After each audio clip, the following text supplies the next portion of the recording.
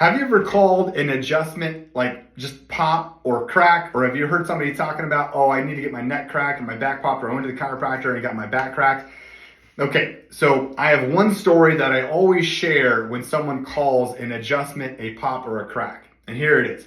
So I had just kind of a regular mom come in, was having some neck issues, was getting adjusted, was doing fantastic. And one day she asked me, hey, I have a 5-year-old son, his name's Dawson, and he has grand mal seizures twice a day, every day.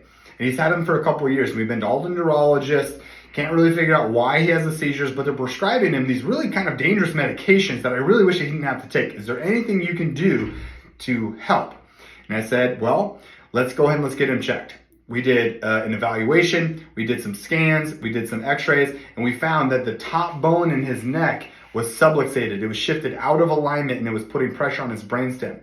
And we adjusted him, and after his very first adjustment, he never had a seizure again.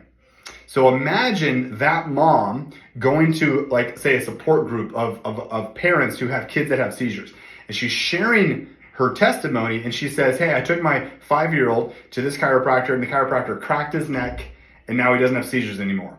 Like, that doesn't make any sense. In fact, as a parent, I would never want someone to crack my 5-year-old's neck, okay? So imagine now if she went and she said, hey, I went to this chiropractor, they did an evaluation, exam, x-rays, they found that the top bone was out of alignment, they adjusted it, got pressure off the brainstem, and that allowed his body to heal from the seizure. So he no longer has seizures. It's the same thing happened, but describing it the correct way will make all the world. Because of course, I'd rather have my kid adjusted than take dangerous medications. So that's why we cannot call an adjustment a crack or a pop. We call it an adjustment because words are powerful and they have very specific meaning. So that's why we can no longer call an adjustment a pop or a crack.